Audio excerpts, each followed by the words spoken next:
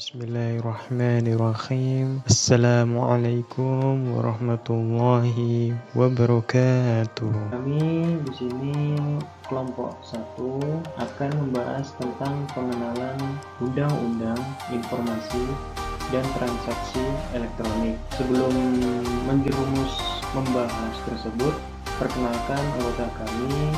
Yang pertama Hanafi Asnan, yang kedua Zalfa, yang ketiga Amalia Wahyu, yang keempat Azi, yang kelima Hanif, yang keenam Firman, yang ketujuh Adranti, yang kedelapan Yogi, dan yang kesembilan saya sendiri, dan yang ke-10 ada satu orang namun tidak tahu kontak WA-nya, maka dari itu tidak kami cantumkan.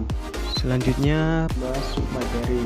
Yang pertama yaitu pengertian, yang kedua pentingnya undang-undang mengatur informasi dan transaksi elektronik, yang ketiga asas, yang keempat tujuan, yang kelima fungsi, yang keenam sisi positif atau dampak, yang ketujuh sisi negatif, yang kedelapan berlaku kepada siapa undang-undang informasi dan transaksi elektronik tersebut. Kemudian yang terakhir, apakah semua warga NKRI diberi sanksi yang sama? selanjutnya pembahasan pengertian yang akan dijelaskan oleh Asnan. Sini saya Hanafi Asnan akan menjelaskan sedikit tentang pengertian Undang-Undang Informasi dan Transaksi Elektronik. Ya, pengertian ini apa ya? UU ITE adalah undang-undang yang mengatur tentang informasi serta transaksi elektronik atau teknologi informasi secara umum. Nah, undang-undang ini memiliki yurisdiksi yang berlaku untuk setiap orang yang melakukan perbuatan hukum sebagaimana diatur dalam Undang-Undang Nomor 11 Tahun 2008 Pasal 27 Ayat 3 yang telah diubah dengan Undang-Undang Nomor 19 Tahun 2016. Ya, baik yang berada di wilayah hukum Indonesia maupun di luar wilayah hukum Indonesia memiliki akibat hukum di wilayah hukum Indonesia dan atau di luar wilayah hukum Indonesia dan merugikan kepentingan Indonesia. Ya, mungkin seperti itulah sedikit ya tentang pengertian Undang-Undang Informasi dan Transaksi Elektronik. Kemudian pembahasan pentingnya Undang-Undang ITE yang akan dibahas oleh Saudara Firman. Ya, selanjutnya saya akan menjelaskan tentang pentingnya Undang-Undang ITE. Seberapa penting sih pentingnya Undang-Undang ITE itu? Menurut kalian penting atau tidak? Yang pertama, salah satu alasan pembuatan Undang-Undang ITE adalah bahwa pengaruh globalisasi ini ada perkembangan teknologi telekomunikasi yang sangat cepat yang mengakibatkan perubahan mendasar dalam penyelenggaraan dan cara pandang terhadap telekomunikasi. Nah, kemunculan Undang-Undang ITE ini membuat beberapa perubahan yang sangat signifikan, khususnya dalam dunia telekomunikasi.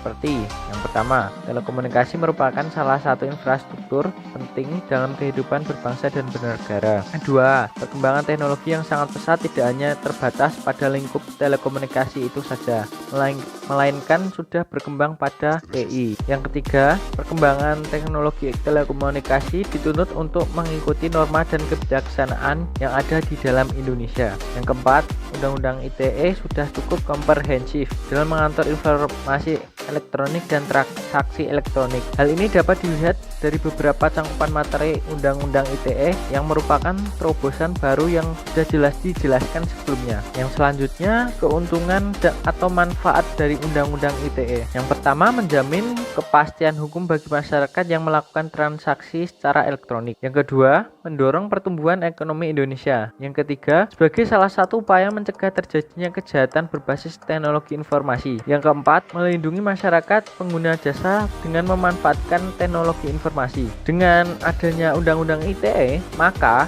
transaksi dan sistem elektronik beserta perangkat pendukungnya mendapat perlindungan hukum. Masyarakat harus memaksimalkan manfaat potensi ekonomi digital dan kesempatan untuk menjadi penyelenggara sertifikasi elektronik dan lembaga sertifikasi potensi keandalan. Yang selanjutnya, mendapatkan perlindungan hukum. Masyarakat harus memaksimalkan potensi pariwisata Indonesia dengan mempermudah yang menggunakan ICT. Yang selanjutnya, trafik internet Indonesia benar-benar dimanfaatkan untuk kemajuan bangsa. Masyarakat harus memaksimalkan potensi akses internet Indonesia dengan konten sehat dan sesuai konteks budaya Indonesia. Yang selanjutnya, produk ekspor Indonesia dapat diterima tepat waktu sama dengan produk negara kompetitor. Masyarakat harus memaksimalkan manfaat potensi aktif bangsa untuk bersaing dengan bangsa lain. Mungkin itu yang bisa saya jelaskan. Selanjutnya pembahasan asas hukum. Pembahasan ini saya sendiri yang akan membahas. Asas hukum informasi dan transaksi elektronik diatur dalam pasal 3 Undang-Undang Informasi Transaksi Elektronik yang meliputi asas kepastian hukum, manfaat, kehati-hatian, itikat baik, kebebasan memilih teknologi, atau netral teknologi. Dalam penjelasan pasal 3 Undang-Undang Informasi Transaksi Elektronik bahwa yang pertama, asas kepastian hukum berarti landasan hukum sebagai pemanfaatan teknologi informasi dan transaksi elektronik serta segala sesuatu yang mendukung penyelenggaraannya yang mendapatkan pengakuan hukum di dalam dan di luar pengadilan. Kemudian yang kedua, asas manfaat menurut Undang-Undang ITE adalah asas bagi pemanfaat teknologi informasi dan transaksi elektronik diupayakan untuk mendukung proses berinformasi sehingga dapat meningkatkan kesejahteraan masyarakat. Kemudian yang ketiga, asas kehati-hatian mengandung maksud memberikan landasan bagi pihak yang bersangkutan harus memperhatikan segenap aspek yang berpotensi mendatangkan kerugian baik bagi dirinya maupun bagi pihak lain dalam pemanfaatan teknologi informasi dan transaksi elektronik. Kemudian yang keempat, asas itikat baik menurut Undang-Undang ITE. Asas yang digunakan para pihak dalam melakukan transaksi elektronik tidak bertujuan untuk secara sengaja dan tanpa hak atau melawan hukum mengakibatkan kerugian bagi pihak lain tanpa sepengetahuan bagi pihak lain tersebut. Yang kelima, asas kebebasan. Memilih teknologi atau netral teknologi adalah asas pemanfaatan teknologi informasi dan transaksi elektronik tidak terfokus pada penggunaan teknologi tertentu sehingga dapat mengikuti perkembangan pada masa yang akan datang. Sedangkan kehadiran Undang-Undang ITE dimaksudkan agar memberi manfaat dalam yang pertama, mencerdaskan kehidupan bangsa sebagai bagian dari informasi masyarakat dunia. Yang kedua, mengembangkan perdagangan dan perekonomian nasional dalam rangka meningkatkan kesejahteraan masyarakat. Yang ketiga, meningkatkan efektivitas dan efisiensi pelayanan publik. Yang keempat, membuka kesempatan seluas-luasnya kepada setiap orang untuk memajukan pemikiran dan kemampuan di bidang penggunaan pemanfaatan teknologi informasi seoptimal mungkin dan bertanggung jawab. Kemudian yang terakhir, kelima, memberikan rasa aman, keadilan, dan kepastian hukum bagi pengguna dan penyelenggara teknologi informasi. Kemudian tujuan akan dibahas oleh Saudari Zalfa. Tujuan UU ITE dalam pemanfaatan teknologi informasi dan transaksi elektronik dilaksanakan dengan tujuan untuk yang pertama, mencerdaskan kehidupan bangsa sebagai bagian dari masyarakat informasi dunia. Yang kedua, mengembangkan perdagangan dan perekonomian nasional dalam rangka meningkatkan kesejahteraan masyarakat. Yang ketiga yaitu meningkatkan efektivitas dan efisiensi pelayanan publik. Keempat, membuka kesempatan seluas-luasnya kepada setiap orang untuk memajukan pemikiran dan kemampuan di bidang penggunaan dan pemanfaatan teknologi informasi seoptimal mungkin dan bertanggung jawab. Dan yang kelima yaitu memberikan rasa aman, keadilan, dan kepastian hukum bagi pengguna dan penyelenggara teknologi informasi. Nah, yang mana pada intinya maksud dan tujuan dibentuknya UU ITE itu adalah untuk mengatur lalu lintas transaksi elektronik, e-commerce, dan lain-lainnya. Serta tujuan dari dibuatnya UU ITE ini yaitu bertujuan untuk melindungi penggunaan internet dari situs porno aksi dan pornografi. Selanjutnya, pembahasan fungsi yang akan dibahas oleh Azi. UU ITE untuk melindungi masyarakat atau pengguna jasa yang memanfaatkan teknologi informasi. Dua, sebagai salah satu bentuk usaha mencegah terjadinya kejahatan yang menggunakan teknologi informasi. Tiga, untuk menjamin kepastian hukum bagi masyarakat dalam melakukan transaksi elektronik. Empat, untuk mendorong pertumbuhan ekonomi Indonesia Selanjutnya pembahasan sisi atau dampak positif yang akan dibahas oleh saudara Yogi. Sekarang kita mengulas sedikit tentang dampak positif dari adanya Undang-Undang ITE. Adanya internet memungkinkan setiap orang mudah untuk mengakses informasi dan bertransaksi dengan dunia luar. Bahkan, internet dapat menciptakan suatu jaringan komunikasi antara belahan dunia sekalipun. Kemajuan teknologi ini tentunya mempunyai dampak positif dan juga dampak negatif. Berdasarkan dari pengamatan para pakar hukum dan politik, Undang-Undang ITE mempunyai sisi positif bagi Indonesia. Misalnya, memberikan peluang bagi bisnis baru bagi para wira swastawan di Indonesia. Karena penyelenggaraan sistem elektronik diwajibkan berbadan hukum dan juga berdomisili di Indonesia. Otomatis, jika dilihat dari segi ekonomi, dapat mendorong pertumbuhan ekonomi. Selain pajak yang dapat menambahkan penghasilan negara, juga menyerap tenaga kerja dan meningkatkan penghasilan. Undang-undang itu juga dapat mengantisipasi kemungkinan penyalahgunaan internet yang merugikan, memberikan perlindungan hukum terhadap transaksi dan sistem elektronik, serta memberikan perlindungan hukum terhadap kegiatan ekonomi, misalkan transaksi dagang. Penggunaan internet kerap kali terjadi seperti pembobolan situs-situs tertentu milik pemerintah maupun milik masyarakat biasa. Kegiatan ekonomi lewat transaksi elektronik tentunya seperti bisnis lewat internet juga dapat meminimalisir adanya penyalahgunaan dan penipuan. Undang-undang ini juga memungkinkan kejahatan yang dilakukan oleh seseorang di luar Indonesia dapat diadili secara hukum. Selain itu, Undang-Undang ITE juga membuka peluang kepada pemerintah mengadakan program pemberdayaan internet. Masih banyak daerah-daerah Indonesia yang kurang tersentuh adanya internet. Undang-undang ini juga memberikan solusi untuk meminimalisir penyalahgunaan internet. Mungkin sekian dari dampak positif.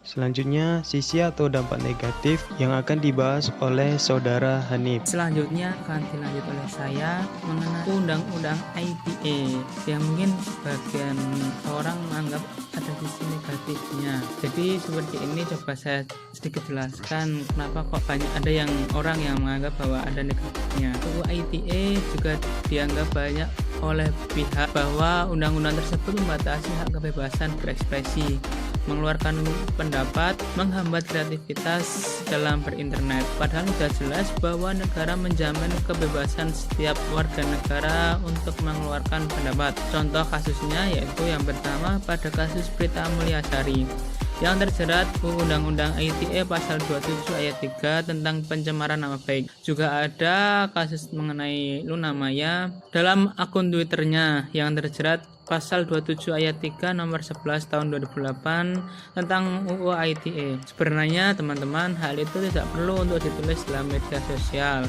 karena hal tersebut terlalu berlebihan, apalagi disertai dengan pelontaran sumpah serapah yang menghina atau merendahkan. Dari dua kasus tersebut sebenarnya itu hanya hal-hal yang kecil dan terlalu dibesar-besarkan. Sebagai warga negara yang demokrasi, bebas untuk mengeluarkan pendapat atau opininya, hanya saja penempatan yang salah. Menurut kami mengkritik boleh asalkan menggunakan kata-kata yang sopan. Jadi kesalahan sekecil apapun harus berhati-hati, apalagi di dunia maya. Kemudian pembahasan berlaku kepada siapa Undang-Undang ITE yang akan dibahas oleh saudari Nisa. Siapa saja yang bisa terjerat Undang-Undang ITE? Revisi Undang-Undang tentang Informasi dan Transaksi Elektronik atau ITE yang baru disetujui menjadi UU pada Oktober 2016 membawa beberapa perubahan. Ada beberapa perubahan penting dalam undang-undang yang kini lebih dikenal dengan Undang-Undang Nomor 19 Tahun 2016. Salah satunya yaitu penambahan sejumlah penjelasan untuk menghindari multitafsir terhadap ketentuan penghinaan atau pencemaran nama baik pada pasal 27 ayat 3. Perubahan Undang-Undang ITE tersebut menegaskan ketentuan tersebut adalah delik aduan dan unsur pidana mengacu pada ketentuan pencemaran nama baik dan fitnah yang diatur dalam KUHP. Perubahan tersebut dilakukan di tengah pro dan kontra karena selama pemberlakuan Undang-Undang ITE cukup banyak orang yang dilaporkan ke polisi dan menjadikan tersangka pencemaran nama baik. Contoh kasus yang menggunakan Undang-Undang ITE sebagai dasar pelaporan diantaranya hoax, ujaran kebencian, pencemaran nama baik, dan penghinaan melalui pesan elektronik misalnya Facebook, Twitter, dan lain sebagainya. Komentar yang melecehkan SARA juga bisa dituntut menggunakan pasal 28 ayat 2 Undang-Undang ITE. Adapun perbuatan yang dilarang dalam Undang-Undang ITE diatur dalam pasal 27 sampai dengan pasal 37 Undang-Undang ITE. Namun secara lebih spesifik, ketentuan larangan hanya diatur dari pasal 27 sampai dengan pasal 35 Undang-Undang ITE. Terkait dengan pelanggaran Undang-Undang ITE, semua pihak bisa diadukan. Sedangkan pihak yang mengadu terdiri dari pejabat publik atau aparatur negara, profesional, masyarakat sipil, pelaku bisnis, dan lain sebagainya. Hadirnya Undang-Undang ITE dapat memberikan perlindungan kepada publik yang dirugikan karena transaksi elektronik, menyebarkan berita bohong, dan merugikan konsumen. Maka dari itu, kita harus bijak memanfaatkan informasi transaksi elektronik di era globalisasi ini. Kemudian pembahasan apakah semua warga NKRI diberi sanksi sama yang akan dibahas oleh Amal. Baik, yang selanjutnya adalah apakah seluruh warga negara Indonesia diberi sanksi yang sama apabila ditinjau dari kesamaan atau kesetaraan hak asasi manusia. Tentunya semua lapisan warga negara Indonesia hendaknya mendapat porsi yang sama di mata hukum dan tidak mengenal siapa yang dihukum, melainkan melihat perkara apa yang dibuat. Pada UU ITE, pihak yang dikenai aturan disebutkan dengan kata setiap orang, sehingga menandakan bahwa setiap lapisan masyarakat akan terdampak UU ITE.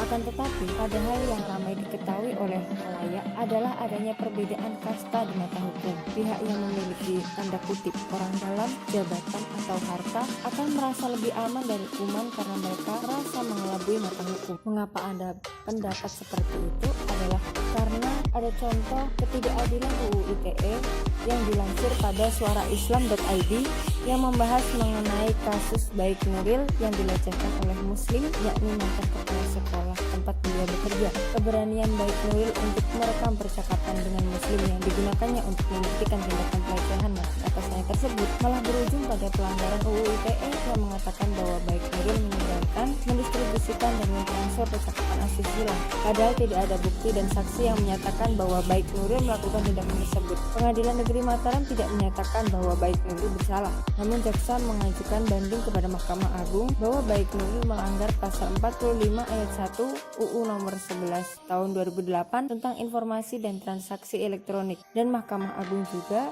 mengabulkan kasasi penuntut umum kepada Pengadilan Negeri Mataram yang menyatakan bahwa Baik Nuril bersalah dan membatalkan putusan Pengadilan Negeri Mataram yang menyatakan kebebasan Baik Nuril. Sekian presentasi dari kami. Mohon maaf apabila ada tutur kata yang salah atau menyinggung. Kami memohon maaf. Sekian. Wassalamualaikum warahmatullahi wabarakatuh.